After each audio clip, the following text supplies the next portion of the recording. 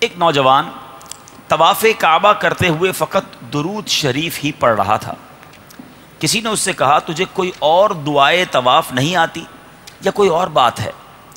اس نے کہا دعائیں تو آتی ہیں، مگر بات یہ ہے کہ میں اور میرے والد دونوں حج کے لیے نکلے تھے۔ والد صاحب راستے میں بیمار ہو کر فوت ہو گئے، ان کا چہرہ سیاہ پڑ گیا، آنکھیں الٹ گئیں اور پیٹ پھول گیا۔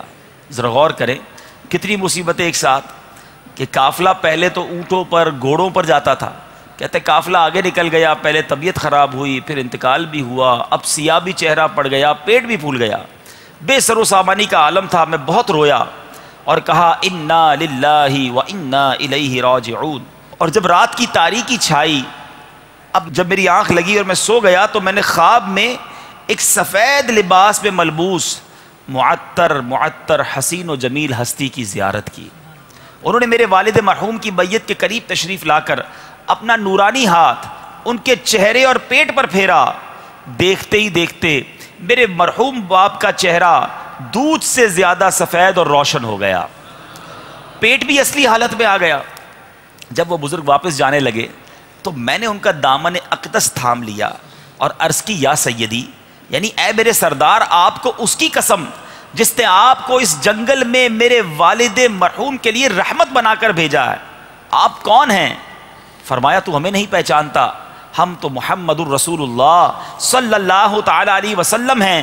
تیرا یہ باپ بہت گناہ گار تھا مگر ہم پر بکثرت درود شریف پڑھتا تھا، جب اس پر یہ مصیبت نازل ہوئی تو اس نے ہم سے فریاد کی، لہٰذا ہم نے اس کی فریاد رسی کی ہے، اور ہم ہر اس شخص کی فریاد رسی کرتے ہیں جو اس دنیا میں ہم پر زیادہ درود بھیجتا ہے۔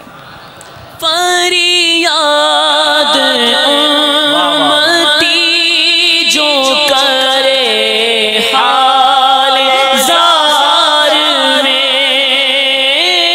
فریاد امتی جو کرے حال زار میں، ممکن نہیں کہ خیر بشر کو خبر نہ ہو۔